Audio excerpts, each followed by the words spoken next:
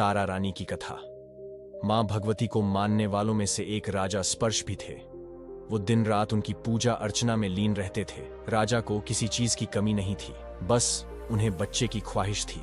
सालों से बच्चा न होने के कारण राजा कुछ निराश रहा करते थे। एक दिन राजा की भक्ति से खुश होकर मां भगवती ने सपने में आकर उसे 2 बेटी होने का वरदान दिया। आशीर्वाद मिलने के कुछ समय बाद राजा के घर एक बेटी पैदा हुई।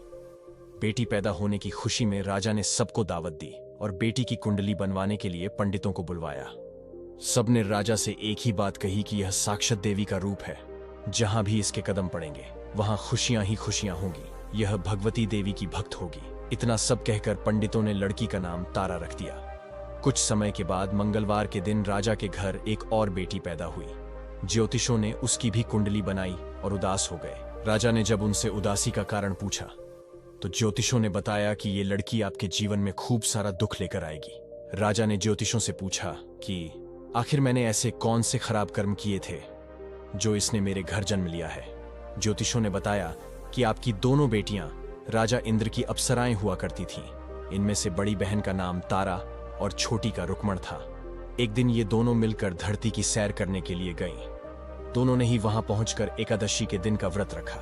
तारा ने अपनी छोटी बहन से कहा कि आज एकादशी का व्रत है, इसलिए बाजार जाकर कुछ ताजे फल ले आओ, लेकिन वहां कुछ खाना मत। रुक्मण बाजार फल लेने के लिए चली गई। वहां उसे मछली के पकौड़े दिखे। उसने झट से उन्हें खा लिया और अपनी दीदी के लिए कुछ फल ले लिए। रुक्मण से तारा ने पूछा कि तुम अपने लिए फल क्यों नहीं लाई। उसने जवाब दिया कि वो मछली के पकौड़े खाकर आई है। तारा ने गुस्से में कहा कि तुम पापी हो, एकादशी के दिन तुमने मछली खा ली। ऐसे बुरे कर्म के लिए मैं तुम्हें छिपकली बनने का श्राप देती हूं। अब उसी जंगल में तारा की बहन छिपकली बनकर रहने लगी। वहां एक जाने माने ऋषि गुरु गोरख भी अपने कुछ शिष्यों के साथ रहते थे। उनके शिष्यों में से एक बहुत ही घमंडी था। अपने घमंड के चलते वो शिष्य कमंडल में पानी भरकर एकांत में बैठकर तपस्या करने लगा। तभी एक प्यासी गाय वहां आ गई। उसने सीधे अपना मुंह उस कमंडल में डाला और पानी पी लिया। पानी पीने के बाद जैसे ही गाय अपना मुंह बाहर को निकालने लगी तो कमंडल नीचे गिर गया और ऋषि का ध्यान भंग हो गया। ऋषि ने देखा कि गाय पानी पी गई है। अब गुस्से में ऋषि ने गाय को एक चिमटे से बुरी तरह घायल कर दिया। इस बात की जानकारी जब गुरु गोरख को पड़ी तो वो तुरंत गाय को देखने के लिए गए। जैसे ही उन्होंने गाय की हालत देखी, वैसे ही अपने उस घमंडी शिष्य को आश्रम से बाहर निकाल दिया। कुछ दिनों के बाद गौमाता पर किए गए उस अत्याचार से होने वाले पाप को कम करने के लिए उन्होंने एक यज्ञ करवाया।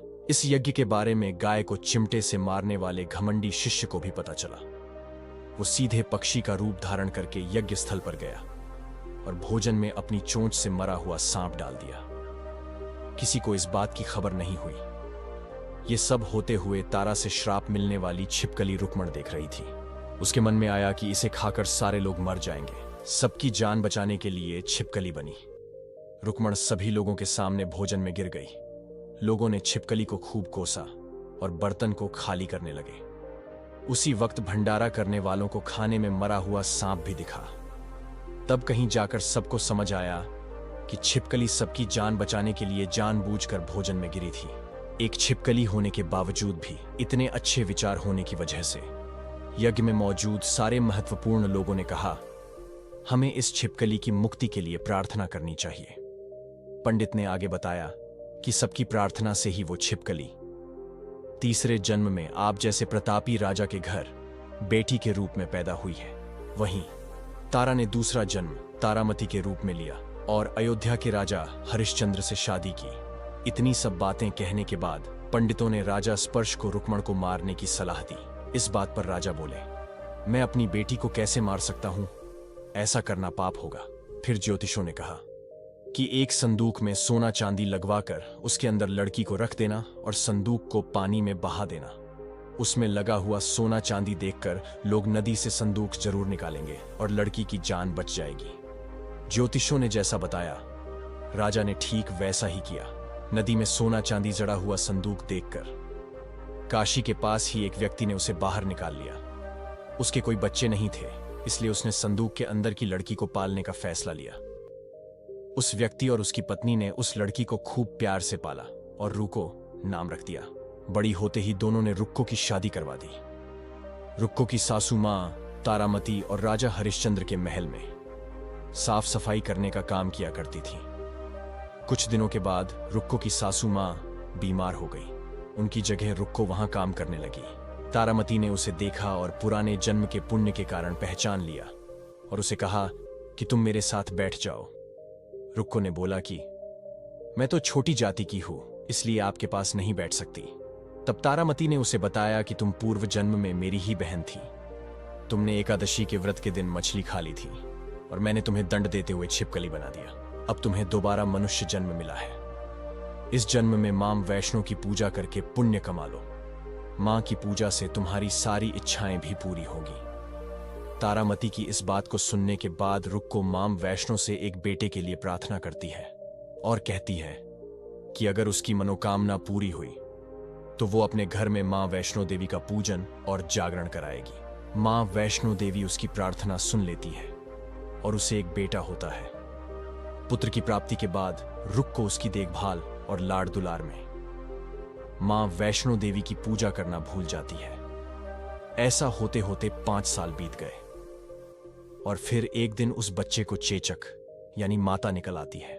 बच्चे की ऐसी स्थिति देखकर परेशान रुक्को अपने पिछले जन्म की बहन तारामती के घर जाकर उन्हें इस समस्या के बारे में बताती है। तब तारामती ने पूछा कि तुमने मां वैष्णो देवी की पूजा अर्चना में कोई गलती तो नहीं की। फिर रुक्को को याद आता है कि उसने मां वैष्णो देवी का जागरण कराने का प्रण लिया था। ये बात याद आते ही रुक्को को काफी पछतावा हुआ और मन में मां से कहा कि बच्चे के ठीक होते ही वो अपने घर में जागरण कराएगी। अगले ही दिन उसका बेटा पूरी तरह ठीक हो जाता है। तभी रुक्को ने माता रानी के मंदिर जाकर पुजारियों को कहा, मंगलवार के दिन घर में जागरण करवा दीजिए। रुक्को की बात सुनकर पंडित कहते हैं कि तुम यहीं 5 रुपए दे दो, तुम्हारे लिए हम मंदिर में ही जागरण करा देते हैं। रुक्को कहती है, मुझे पता है कि मैं छोटी जाति से हूं, लेकिन आप मेरे घर आकर ही जागरण करवा दीजिए। मां किसी तरह का भेदभाव नहीं करती हैं, तो आपको भी नहीं करना चाहिए। इस पर पंडितों ने विचार विमर्श करके कहा कि अगर रानी आपके जागरण में आती है तो हम तुम्हारे घर आकर जागरण करने के लिए तैयार हैं। पंडितों की बातें सुनकर रुक्को अपनी बहन रानी तारामती के पास जाती है और तारामती को सारी बात बताती है। रुक्को की बातें सुनकर तारामती जागरण में जाने के लिए तैयार हो जाती है। इस बात को बताने के लिए रुक्को जब पंडित जी के पास जाती है तब उनके बीच की बातों को सैन नामक नाई सुन लेता है। फिर वह राजा हरिश्चंद्र को जाकर सारी बातें बता देता है। राजा के मन में हुआ कि रानी को छोटी जाति वालों के घर जागरण में नहीं जाना चाहिए। इसी वजह से वो अपनी उंगली काट लेते हैं जिससे उन्हें नींद न आए और रानी जागरण में न जा सके। जब जागरण का समय होता है तब भी राजा को जागते हुए देखकर रानी मन ही मन मां वैष्णो देवी से प्रार्थना करती है कि महाराज को नींद आ जाए ताकि मैं जागरण में जा सकूं। रानी की प्रार्थना के कुछ ही देर बाद राजा को नींद आ जाती है। फिर रानी तारामती रोशनदान में रस्सी बांधकर महल से नीचे आकर रुक्को के घर चली जाती है।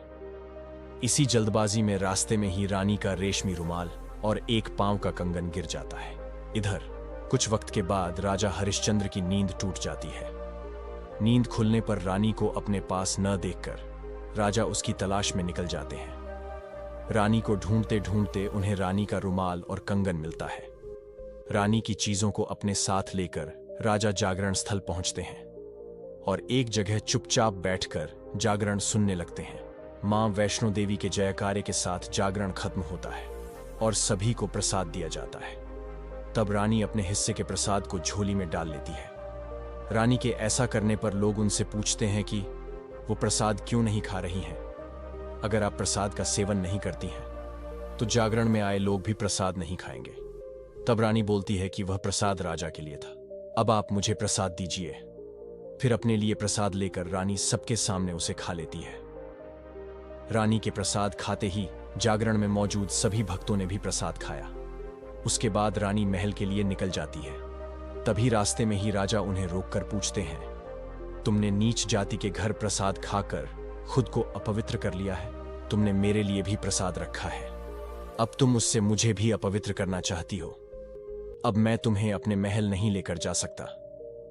यह बोलते हुए जब राजा रानी की झोली को देखता है तब उन्हें प्रसाद की जगह गुलाब, चंपा जैसे अनेक फूल और कच्चे चावल व सुपारियां दिखती हैं। इस चमत्कार को देखकर राजा हैरान हो जाते हैं। फिर राजा चुपचाप रानी को अपने साथ लेकर महल पहुंचते हैं। वहां रानी बिना आग के ही माता रानी के सामने दीपक जलाकर राजा हरिश्चंद्र को और हैरान कर देती है। फिर रानी बोलती है कि माता के दर्शन करने के लिए बहुत बड़ा त्याग करना पड़ता है। इसके लिए आपको अपने बेटे की बलि देनी होगी, तभी मां दुर्गा आपको साक्षात दर्शन देगी। यह सुनकर राजा के मन में मां के दर्शन की इच्छा होने लगी, जिसके लिए राजा अपने पुत्र की बलि दे देते हैं। बलि देने के बाद मां दुर्गा शेर पर सवार होकर प्रकट हो जाती है। उन्हें देखकर राजा हरिश्चंद्र काफी खुश हो गए और मां दुर्गा ने तुरंत राजा के बेटे को दोबारा जिंदा कर दिया। इस चमत्कार को देखकर राजा हरिश्चंद्र खुश हो गए। तभी राजा ने मां की पूरी विधि से पूजा करके उनसे गलतियों की माफी मांगी। मां दुर्गा ने भी राजा को खुश रहने का आशीर्वाद दिया और अंतर्ध्यान हो गई। तब राजा ने तारा रानी से कहा कि मैं बहुत खुश हूं कि मुझे पत्नी के रूप में आप मिली हैं। फिर राजा हरिश्चंद्र, तारा रानी और रुक्मण तीनों अपनी मनुष्य योनि से छुटकारा पाकर देवलोक में चले जाते हैं। तो दोस्तों, ये थी माता तारा रानी की कथा। आपको वीडियो कैसी लगी हमें कमेंट बॉक्स में जरूर बताएं और वीडियो को ज्यादा से ज्यादा शेयर जरूर करें। प्लीज चैनल को सब्सक्राइब जरूर करें। वीडियो को अंत तक देखने के लिए आप सभी का धन्यवाद।